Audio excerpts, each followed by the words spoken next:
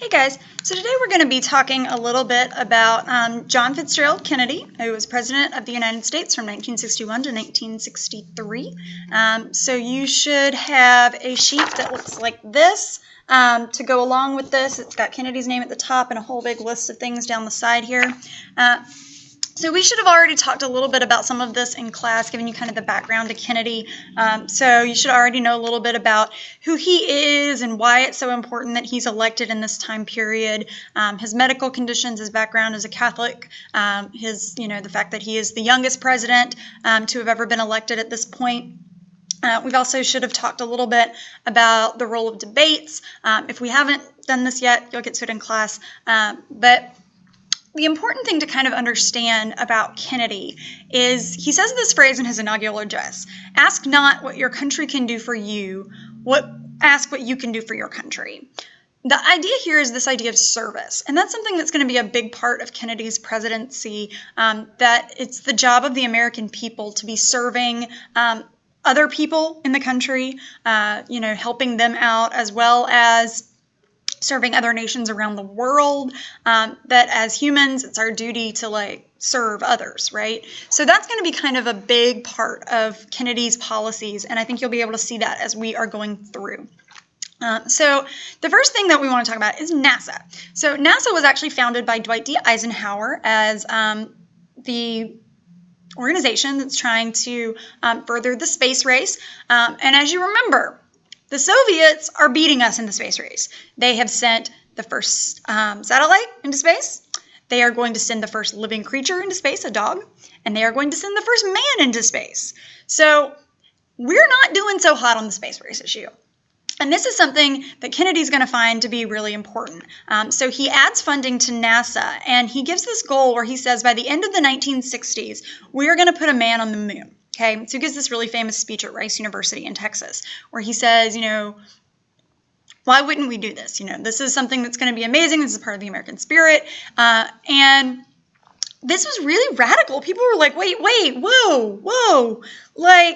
We've just 30, 60 years ago learned how to fly a plane. Now you're saying that in a decade we're going to get a man on the moon? That's a really lofty goal. However, it is achieved by 1969 that we do manage to get the Apollo spacecraft to the moon, land the first man on the moon. It was a national event. Everybody watched it on television. Unfortunately, Kennedy had been killed by this point, so he was not able to see this achievement come to pass. But that is a big part of what Kennedy wanted to see done. Next one that we have is a crisis that Kennedy, sorry about this. Would the dance team come to Miss Powell's room? The dance team, Miss Powell's room. The next problem is something that happens right at the beginning of his administration. And this was actually something that was started by Dwight D. Eisenhower. So in the Eisenhower administration, Fidel Castro leads a revolution and overthrows the government of Cuba and establishes a communist government in Cuba. This makes the United States super nervous, right? This is why. Here is Cuba. Here is Key West. That is less than 90 miles from Cuba. That's really, really close. That's a communist country right in our backyard. And this is not something that we want, as you can imagine. So the CIA was training people who were exiles from Cuba in order to overthrow them. So basically you can imagine, so when Castro leads his takeover of Cuba, a bunch of wealthier people who are able to get away flee from Cuba into Florida, right? And when they kind of congregate in Miami, in that area, they decide that they want to try and go back and overthrow Cuba. So the Americans don't want to lead an outright invasion of Cuba. So what we decide to do is we fund and give money and training and weapons to these exiles so that they can go back and do it themselves. The problem is the guys that are a part of this are like doctors and lawyers. They're not fighters. And it's a huge failure, and it is a big embarrassment to the United States when it comes out, the involvement that we had in this. And it's basically the United States showing this invasion, right? Leading this invasion. It's called the Bay of Pigs because that's the name of the landing spot where they came in, right down here. It is a terrible failure. Huge bomb, right? Well, Kennedy has a choice at this point, right? He's got one of two options. he can either bash the Dwight Eisenhower administration, right? Because this happens right as he's become president. Bash them and say, like, this is what they did. I had no involvement. Or he can take credit for it and say, this was an embarrassment. I apologize. We shouldn't have done it. Our bad, right? Kennedy decides to do the latter. He decides to take responsibility, okay? He didn't have to. Well, as you can imagine, this is a big mark on Kennedy right from the beginning. A lot of people think it makes America look really weak. Nikita Khrushchev, the leader of the Soviet Union, is one of those people. He thinks Kennedy is basically not capable of leading a country because of this. And so that's going to make Kennedy look pretty weak, and that's kind of the biggest criticism that Kennedy gets during his presidency is that he can't handle dealing with these major foreign affairs, that he's too weak, right? So another example of a foreign issue is Berlin. So in 1961, so again, right as Kennedy has become president, the Soviets decide that they want to cut West Berlin out from the rest of Germany. So remember, Berlin is located in Eastern Germany. Eastern Germany is controlled by the Soviets, right? However, Berlin is split in half. East Berlin is Soviet-controlled, but West Berlin is controlled by the United States, Great Britain, and France, all right? So people from East Germany and East Berlin are trying to flee from Soviet-controlled East into the part that's controlled by the United States. Well, it's going to look really bad to the Soviet Union if all of their people start fleeing, right, and trying to get out. So for a while, that's why they blockaded it with the Berlin airlift that at the beginning of the 40s. But for a while, they couldn't really do much. They had like checkpoints and stuff where they had guards along Berlin's border, but it didn't really work. And so almost overnight, it is built on August 12, 1961, the USSR constructs a wall about Berlin to stop these defections. Defection means people that are giving up where they live and moving to somewhere else, okay? So people that are defecting from East Berlin to West Berlin. They try to stop that. This wall is huge. Like I said, they build it in the middle of the night, like the Berliners wake up the next morning and there's this wall with barbed wire and men with guns patrolling it, surrounding their city. And it basically closes off Berlin from the rest of the world. And it's going to become the symbol for the Cold War, okay? So Kennedy visits Berlin, and he can't obviously get into like the main part of it, but he gives this famous speech where he says, Ich bin es Berliner, or I am a Berliner, where he says, today we are all Berliners, right? We are giving our support to the people there. And it's the United States' pledge that we are going to protect Berlin as best that we can from the Soviets. Now, remember, this is just 20 years from the beginning of World War II, when we were at war with Germany. And Kennedy himself fought in World War II. But what we're saying now is that this fight is more important, that we are with you. We are with the people of Berlin, right? So this becomes a really important speech that he gives and an important symbol for the United States going to protect Berlin. So the next biggest crisis, and this is one of the biggest crises ever in human history, and we're going to talk more about this in class, but that is the Cuban Missile Crisis. So the Cuban Missile Crisis begins in October of 1962 when a U-2 spy plane detects missile sites built in Cuba. Now remember, Cuba is just 90 miles off of the coast of the United States. And it turns out that the Soviet Union has been sending nuclear weapons, short and long-range nuclear weapons, to Cuba. So this begins a time of just chaos, right? We want those missiles gone, okay? Now, we actually had missiles in Turkey that we had been supposed to remove and had never gotten around to taking those missiles out. And this is part of the reason the Soviet did this.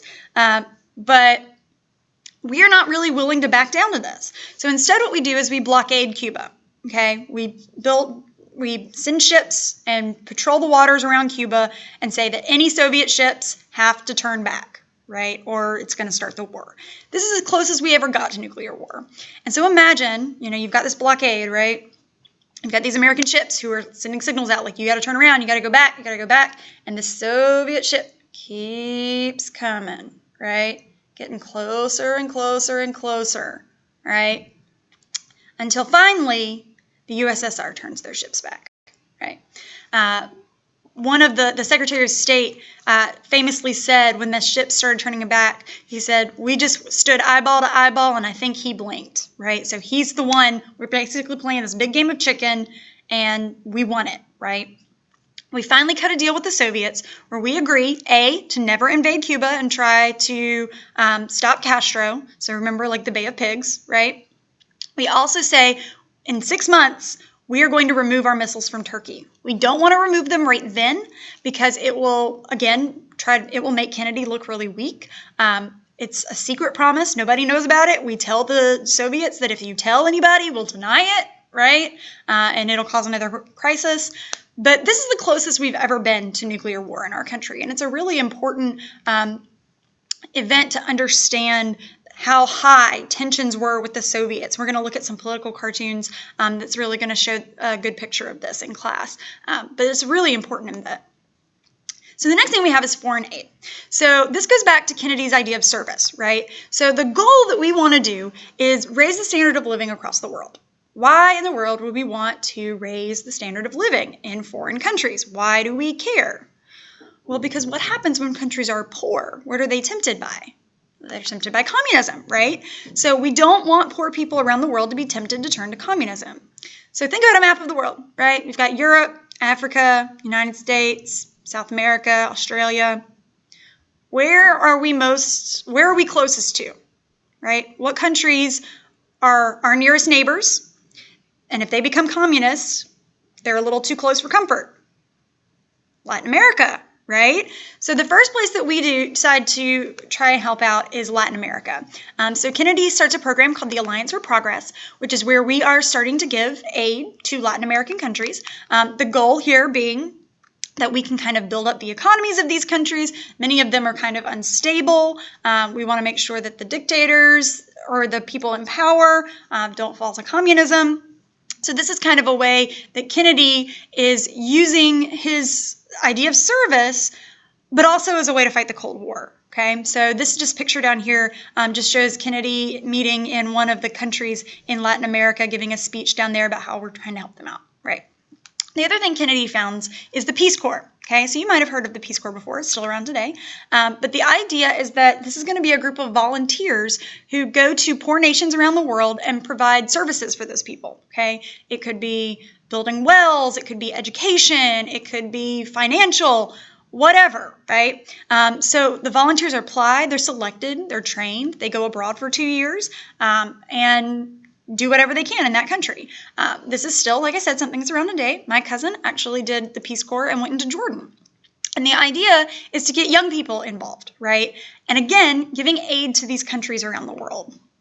The next thing that we have here is a response really to some of those crises that took place at the beginning of Kennedy's administration. So we've already seen that we've gotten really close to a nuclear World War III, and we don't want to do that, okay? So JFK felt that we were relying much too heavily on nuclear weapons, okay?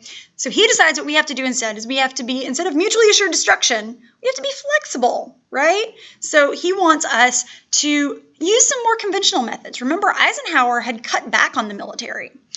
What Kennedy decides is, no, what we need to do is we need to train special branches of the military who use more traditional or conventional tactics. So, for example, Kennedy founds the Green Berets. This photograph down here is taken in Fort Bragg in North Carolina, which is where Kennedy was meeting a unit of specially trained men, the Green Beret, who are special forces. They're like the highest trained in the Army, and they can kind of go behind the scenes and be a little bit more conventional rather than just saying, well, if you mess with us, we're going to blow you up, right? So the idea behind flexible response is that we're not going to use nukes at every situation, okay? Again, a lot of controversy. Some people thought that this was pretty weak of Kennedy, where some was like, it's probably a good idea that we don't rely on nukes, right? Another part of this is the Limited Test Ban Treaty. So this is an agreement between the United States and Nikita Khrushchev, who's the leader of the Soviet Union, that we are no longer going to test atomic weapons above the ground. So we had been testing them on islands out in the middle of the Pacific. We even tested them in Arizona. And this is kind of a way that we show off, right? Like, look at our bomb, it's bigger than your bomb, right? Like it's a contest, right? Well, the Limited Test Ban Treaty is going to ban that. So that means we don't really kind of know what is going on. And maybe it means that we won't be so mean towards each other, right? It's kind of a way to cut back on the tension. After this, what we do is we basically just drill these holes really, really deep, miles underground, and test the bombs underground. So that's how we do this after that. So it limits the test of nuclear weapons, limited test ban, right? The next thing that we have is the hotline. So part of the problem in all of these crises is that the United States can't communicate directly with the Kremlin, which is the White House, basically, of the Soviet Union. What we do instead is the White House talks to the Russian embassy. The Russian embassy calls the Kremlin. The Kremlin makes a decision, talks to the embassy in Russia, or talks to the Russian embassy. The Russian embassy goes back to the White House, and then the problem gets fixed. Well, it could be 2 days before all that gets done, right? So Kennedy needs a direct line. In order to, prevent a war over something silly, we want a direct phone line between the White House and the Kremlin. So, for example, if a plane gets shot down, we can pick up the hotline and be like, yo, Khrushchev, what's up, man? Did you mean to blow our plane out of the air? Was that a mistake? What was going down, right? Help me out. So this is kind of a way that we can communicate more frequently. And the more communication, the less the tensions, right? So Kennedy's really working to, ease the tensions between the United States and the Soviet Union. Next thing that we have is Kennedy's domestic policies. Specifically, his policy was called the New Frontier, where his domestic agenda of classic liberalism, Could someone in transportation call the front office? Someone in transportation call the front office, please. So the idea behind this is that Kennedy wants to fight kind of the issues here in our country. So he, again, goes back to the service idea. He funds education, fights poverty in the inner cities, basically putting money towards social programs. That's very true of Democrats today, right? That's one of their big things, is where they want to spend their money is towards social issues as a way to kind of serve the community. Okay, so that's classic Kennedy. It's mostly not going to be funded by Congress. Congress usually, this is too much money. We're not willing to spend this much on social welfare.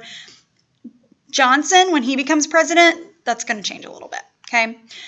Next thing you have here is his economic policy. So Kennedy buys something called Keynesian economics, which is named after a British economist named John Keynes, hence the name, right?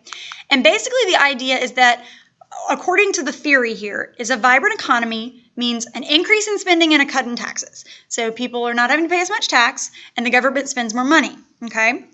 So the problem with this is what happens if you increase the amount of money that you spend and decrease the amount of money you take in. Well, you go into debt, right? This economics is basically debt spending. It's called something called deficit spending. That should say bringing in more than you are spending, right? So you're bringing in, or you're spending more than you're bringing in, right? So that's the idea with this here for deficit spending. So Kennedy's first term as president is pretty, it's got its ups and downs. There's a lot of controversy over what kind of he does and how he handles this thing, but he's still very popular, okay? So in 1963, he's running for re-election, right? He goes to Dallas, all right? While is he in Dallas in November, he is in this parade. It's an open car parade, right? He is there with his wife, Jackie Kennedy, and the governor of Dallas, and a man named Lee Harvey Oswald shoots Kennedy point blank. He dies instantly. Lee Harvey Oswald is caught and arrested, and while he is arrested, while he is in custody, as they are transferring him from the local jail to the penitentiary, a bartender named Jack Ruby steps out in the middle of a crowd and shoots him. Okay, so this is picture. Jack Ruby is the guy in the fedora down here. This is Lee Harvey Oswald right here. So we never really find out why Lee Harvey Oswald did it. We don't really know much about what happened. It's still kind of a big mystery. But Kennedy was one of the most popular presidents of the 20th century. People are devastated when they find out Kennedy has been killed. Anybody can tell you where they were that day. It had this major shock, especially because it was such a senseless death, and we don't know why. You don't know what the reason was. but people wanted answers. So Earl Warren, who's the Chief Justice of the Supreme Court, leads a commission to try and investigate what happened. And what they said is that there was only one assassin. Lee Harvey Oswald was it. He was working alone. He went into a book depot, which was an empty building that was right across the street from the parade, and he shot Kennedy of his own free will. He was not working with anyone. He was crazy, did it all himself. There was no higher conspiracy. There was nothing else going on. And that was what the official report was, okay? A lot of people later criticized this as a cover-up. A lot of people said that there wasn't a lot that made sense, and are you sure about that? And this doesn't fit with this, and I don't really know.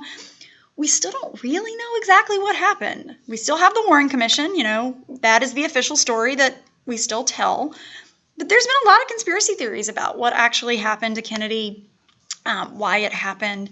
However, as I said, Kennedy dies instantly. Lyndon Baines Johnson, his vice president, is sworn in 24 hours later, then will go on to run for his own campaign and is elected. So that is the end of Kennedy's administration. We'll go more in depth into some of this in class and talk more about Lyndon Johnson. But until then, I'll see you later. Bye-bye.